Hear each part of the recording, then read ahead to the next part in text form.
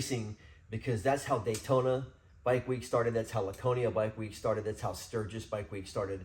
Those were all really racing events where they raced vintage American motorcycles. And when it got taken over by import motorcycles from England and later Japan, the American motorcycle community didn't really want to follow those motorcycles, so they quit going to the races and just started turning it into a party. And all the Bikes Week have just kind of turned into a big party, a show scene, and a party scene. And I wanted to bring vintage American motorcycle racing back to the rallies. So I brought Sons of Speed Racing to Daytona Beach at New Smyrna Speedway during Bike Week.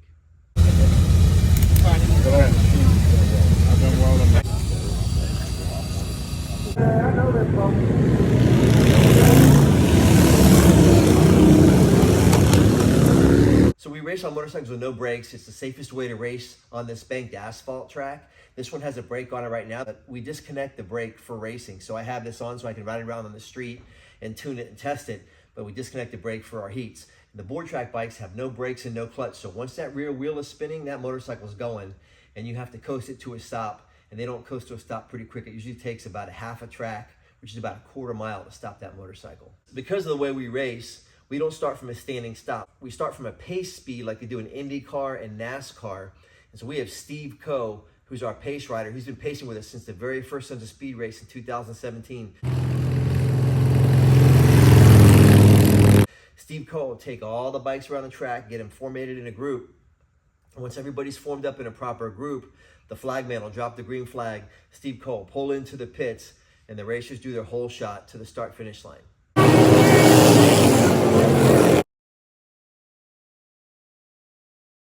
Let's see what happens with the bike.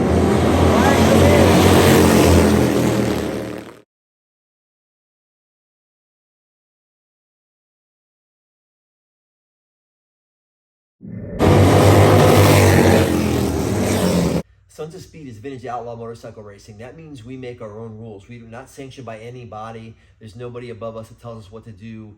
We run our heats the way we want to run them. We run the bikes the way we want to run them. We do things our own way, and that's what makes it outlaw racing.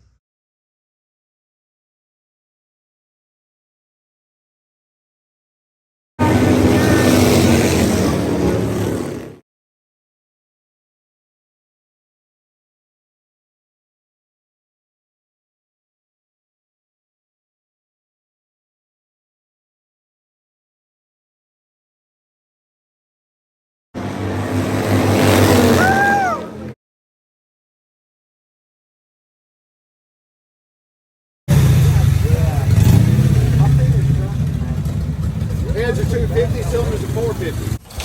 Our singles class mostly consists of 500cc singles like this 1934 Harley CAC.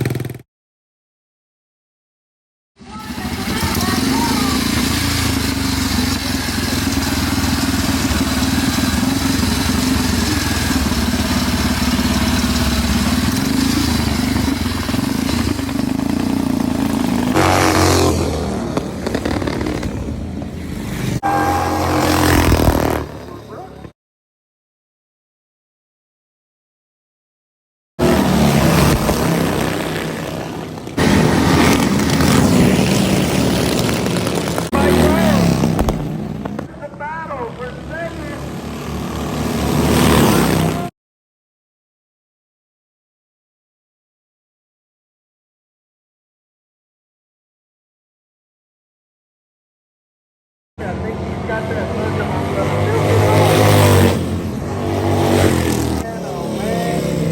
And there's two 45 cubic inch classes. There's the 45 cubic inch class and the hot 45 class. Now there's a bunch of differences between the 45 cubic inch class and the hot 45 class, but I'm going to show you one of the major things that differentiates them. This is a 45 cubic inch intake manifold, stock manifold, and this is a 45 cubic inch WR manifold. So you can see how big the opening is for the carburetor and how big the openings are for the intake ports. And you can see from looking at those two manifolds that one's a lot bigger than the other. You have to do a lot of modifications to a Harley-Davidson 45 for it to go from a manifold like this to a manifold like this where it can flow this manifold. When you get it to where it can run with a manifold like this on it, they get really fast. They go from 21 horsepower stock to almost 50 horsepower in a WR and WLDR configuration.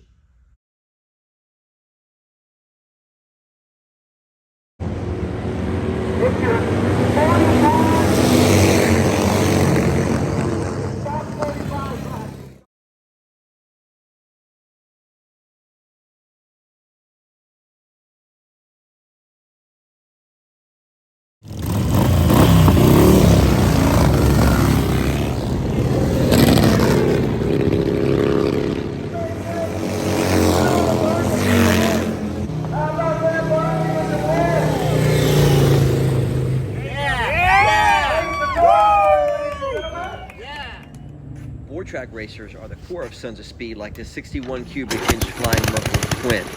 We have a stock 61 class and a hot 61 class. Stock 61 is basically stock engines, and hot 61 is mostly modified Harley Davidsons that are making over double the horsepower of a stock machine. Board track racers originally raced on banked wooden tracks, which is why they're called board track racers. And racing on this banked asphalt at New Smyrna Speedway is the closest you can get to what they were doing over a century ago.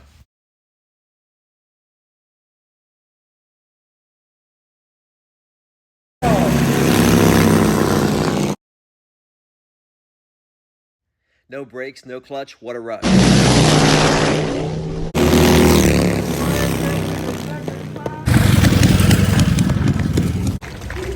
That means you put his feet down. I have to buy it.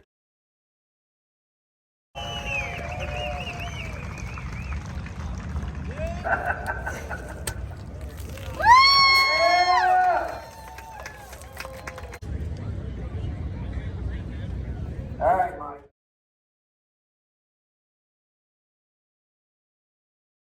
This is my 1937 Harley-Davidson WLDR. WLDR is a factory Harley-Davidson 45 cubic inch racer. Indian was smoking Harley-Davidson on the track until Harley-Davidson hired Tom Sifton of Sifton Cams, and Tom Sifton figured out how to make power out of one of these things, made all the changes, and it became the WLDR, and Harley-Davidson instantly started winning in 1938 with the WLDR. You've been riding really, really good.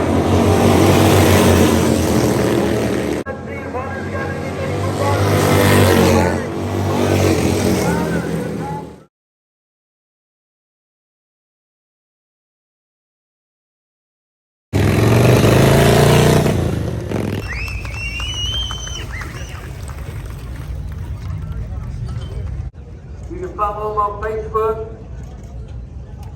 If you look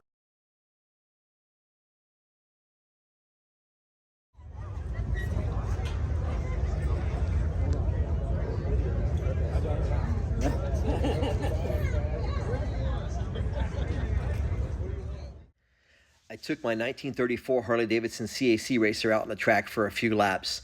This is one of only 12 machines built in 1934. It's a factory race machine that runs on alcohol. I've detuned it to run on pumped gasoline, but a really rare machine. You don't usually see something like this running out on the track, so I hope you enjoy seeing it go.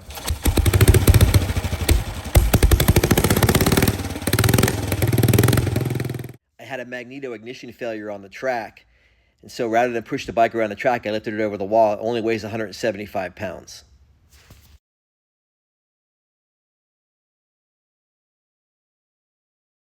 You can go to www.billylane.net. I'll put the link below to get tickets, information, and swag.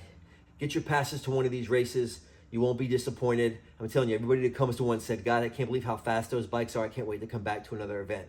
So support Sons of Speed Vintage Outlaw Motorcycle Racing. Hit that link.